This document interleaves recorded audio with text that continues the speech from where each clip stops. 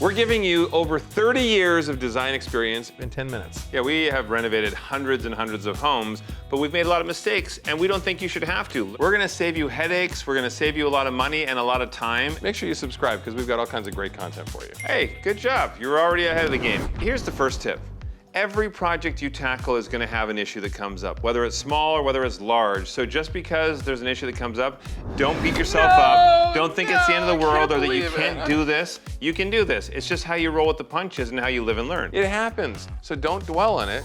Problem solved. When you're having that freak out moment where you're just angry and you're just complaining to everyone around you, complaining is like a rocking chair. It gives you something to do, but it doesn't get you anywhere. So just get over it. Move on, learn, and head on to the next project, or hire us. One of the most common things is you don't want to have yourself lined up so tight that if one of your subs or one material doesn't show up on time, it throws everything else off. In our early days, the thing that we learned pretty fast is we were overspending on projects. We wanted these houses to be the most beautiful houses, most functional, but we realized we were pricing ourselves out of the neighborhood. You want to make sure that if something happened and you had to sell, you're not setting yourself up for a failure because you've spent too much on the property. All right, number 2 biggest mistake. Measuring matters. Make sure you measure 2-3 times if you have to get the right measurement before you cut. Does that sound familiar? What? I think someone like me should probably measure 4, 5, or 6 times before they actually cut. I would say to Drew, I'm like, all right, I need this to be 23 3/4 inches. And he'll bring it and it will be like 23 and a half. Yeah, it'd be like 23 1/4 or something like that. I measure the same way Jonathan measures his height. Somehow, magically, he's always taller than me whenever we report our height, but that ain't the truth. It's so important, and you also can't just go off. Everyone takes their smartphone and oh, I've got an app that allows my measurement. That is not precise enough for you to do finishing carpentry, so measure, measure, measure. It's getting better, but it's not perfect. Another thing to keep in mind too, there are a lot of hacks, whether it's measuring to hang a photo or whether it's measuring to cut your crown molding, there are a lot of hacks for how to get the perfect angles, cuts, or whatever you need to do.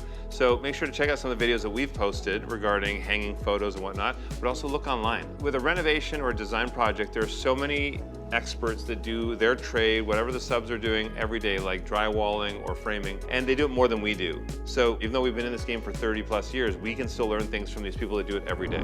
Lesson number 3, keep track of your to-do list. Don't just keep randomly throwing things into the air and hoping they're all gonna get done. Staying organized is key because the more disorganized you become, the more expensive your project will get. My wife and I, we have a shared note on our phones so that we all know when one of us make a change, it makes a change for both of us, because some people will have their own to-do lists and it's butting heads for couples because then they realize they have things on their list that the other partner didn't have. So I do like the shared note thing as well because you can amend the list and everything, but at least you're sharing a list and you're sharing the responsibilities, and you can add radio buttons to that too, so you can mark things when they're done. Well, also, nothing's worse, even if you're overseeing a project and trying to talk to your trades or a contractor, nothing's worse than when you text them, you email them, and you tell them in person things. They're gonna forget it. They're gonna miss something. And also take your own advice. Wait, what? Because on Drew's house, when we renovated that, he waited until the last minute to remind me, oh, you know what, I actually want to dig a basement. Oh no, but I actually had it written down on my list, so I just wanted to ease you into digging out a full basement on a house. That's not a good thing to do. When we were renovating our parents' house, a prime example was Jonathan had the placement of a window in an area that was not where I knew Mom would want it.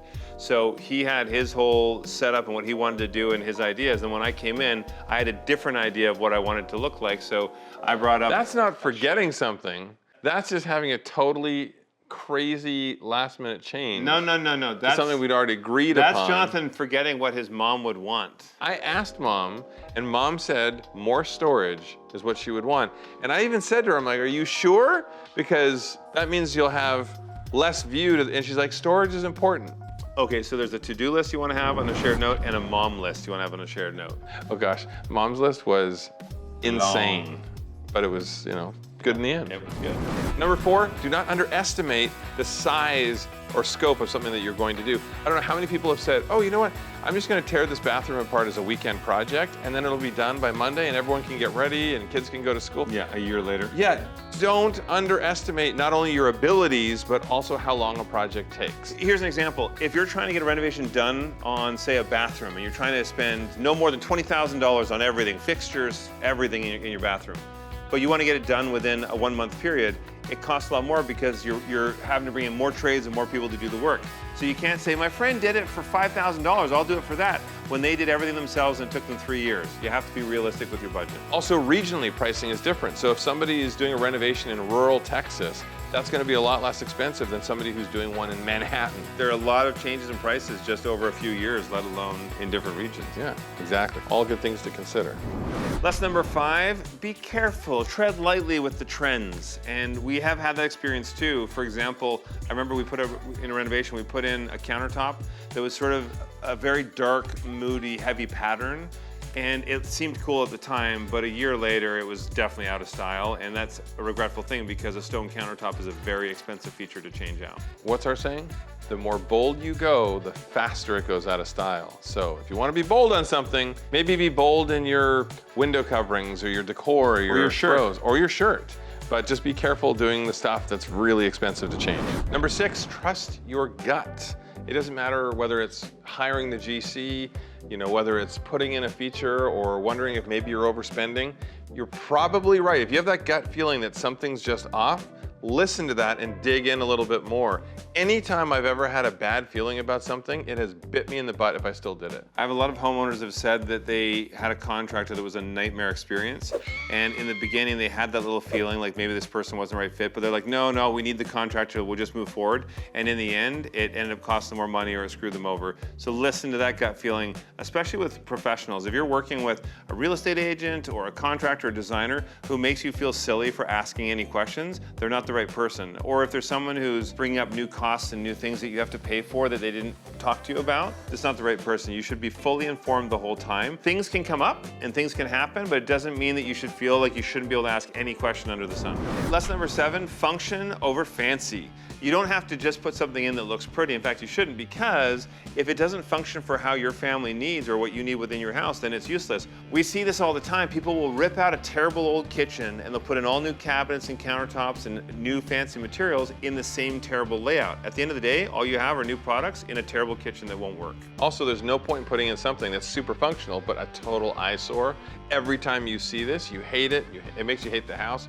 Don't do that. There is a way to balance everything. And again, going online and researching, see if you can get an inspiration, and then you can invest in whatever this feature is going to be. I remember, our parents years and years ago said they had a skylight in their bedroom and it was so bright that every morning they would wake up and it was like they were in a tanning bed. My dad said, don't worry, I'll fix it. And he did fix it. However, he just taped with duct tape a piece of cardboard on the ceiling over top of that window. Sure, it functions, but it does not look good. No, it's terrible. Sorry, Dad. Yeah. Busted. And number 8, finally, splurge when appropriate. So I have had a lot of situations over the years where there's something I thought, should I do it, should I not do it? And I didn't do it. And then after the fact, it ended up costing so much more money to do that. Our parents' renovation, when we were renovating their house in Banff years and years ago, we were saying, let's switch your wood-burning fireplace to an easy flick a switch and it goes on fireplace. They said, no, we don't want to do it, we don't want to do it. We love the crackling wood and everything.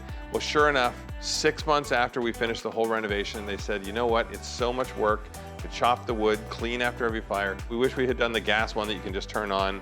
And so it costs a lot more to do it. My other example is I wanted so bad to have it where when I leave the house, I had one switch that turned everything off, all the lights in the house. And now I do that on every single project. But I didn't do it initially on our house, and then I had to open up the walls again and I had to redo it. So that was something, an all-off switch at the front of the house saves us so much on our power bills. I would give an example where we did do it. I made sure in our bathroom that Linda and I had separate detached vanities. One on her side of the room, one on my side of the room. And I'm glad I did do it because we're still married. The real secret of a good relationship is separate toilets.